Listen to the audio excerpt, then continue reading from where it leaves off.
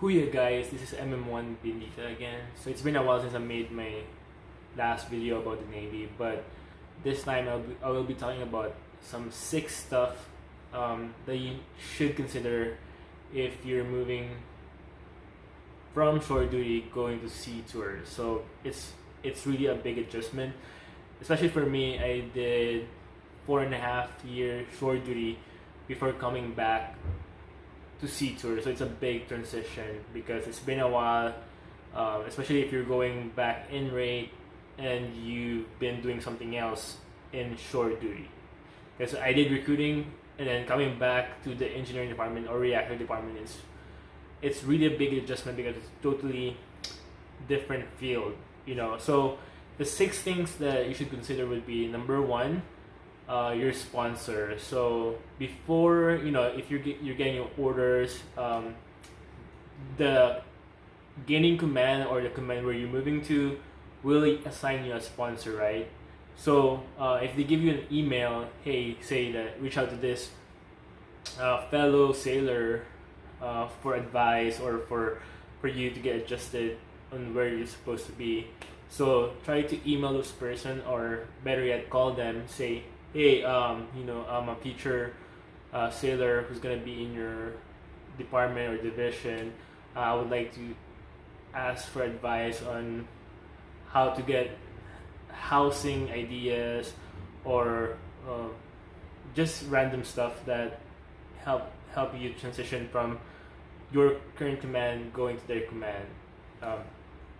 So get in touch with the sponsor. Number two, your living quarters. So it's a good idea to think about like where you're gonna be at if you're moving to a different station or a different location. So for me, when I decided to get my housing here in San Diego, I already knew that I would be in the Coronado Island. So I was thinking people were saying that, hey, it's a big traffic area, especially in the morning because you need to work around like 6:45 in the ship. So you need to be like in the base early in the morning because, you're not gonna find a good parking spot if you arrive late. So for me, I picked Imperial Beach over here because it's only like straight drive going from Imperial Beach going to Coronado Island.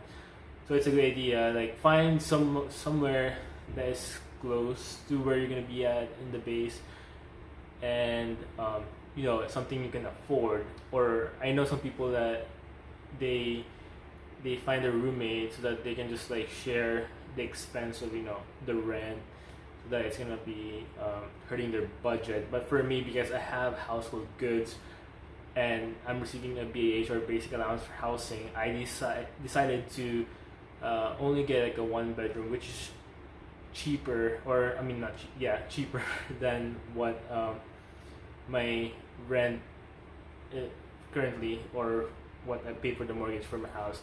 And then the one I have in New York, which in my former command, I decided to have it rented out because I didn't sell my house. So I decided just to continue building equity in it. So that's why I decided to like, hey, why not have some tenants rent the house so that you can still get something out of it.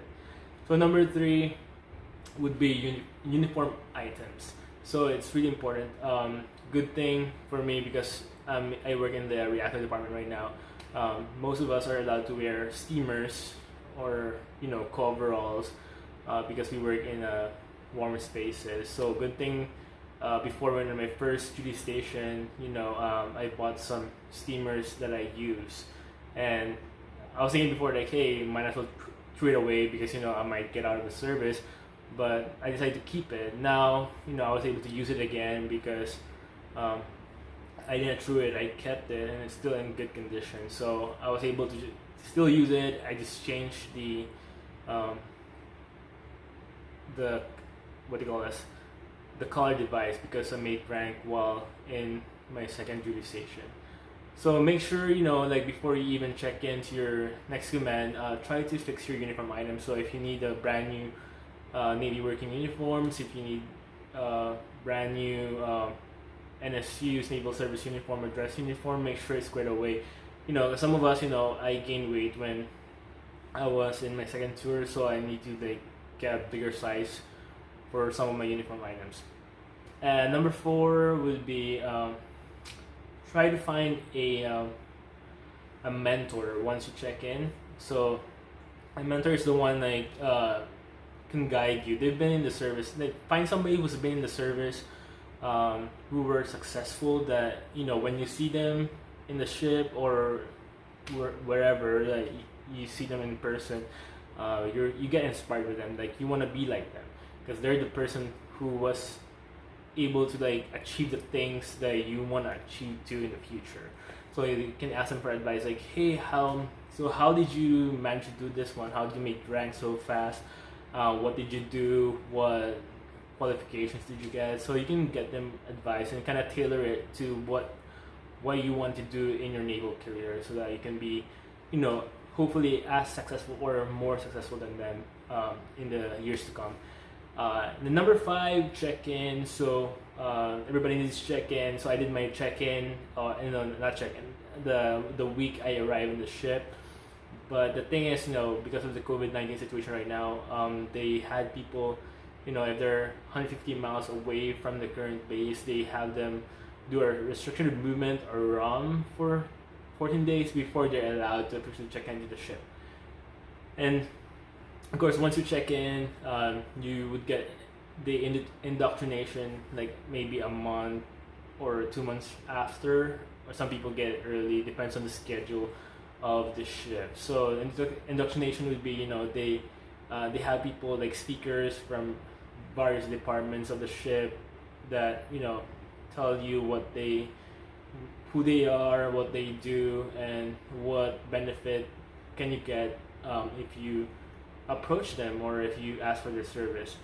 And then the last advice that probably I would say would be get acclimatized, or familiarized with the ship life. So for me, it was a different environment, from being shore as a recruiter, sitting in the desk every day, and to going back again to the ship. It's a big adjustment because now you climbing up and down the ladder. Well, like for me, we go down like all the way down below in machiner's base. It's like 7 deck and then up again. It's a good workout, don't get me wrong, but it's a big adjustment. And then of course you're gonna be like having duty days, and then you're gonna be like need to get used to like sleeping on your rack, which is not as big as the regular bed that you have probably in your house.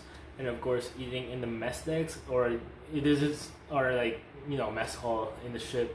And then aside from that, so those things you should consider, because if you're moving from shore to sea, not people like can adjust fast. So for me, it took me a bit of time, especially the familiarization, acclimatization part, because for me, I'm E6 now, so they expect you to know more and then lead the people, because you can't lead people if you don't know what you're doing yourself too. So alright, thank you for watching the video.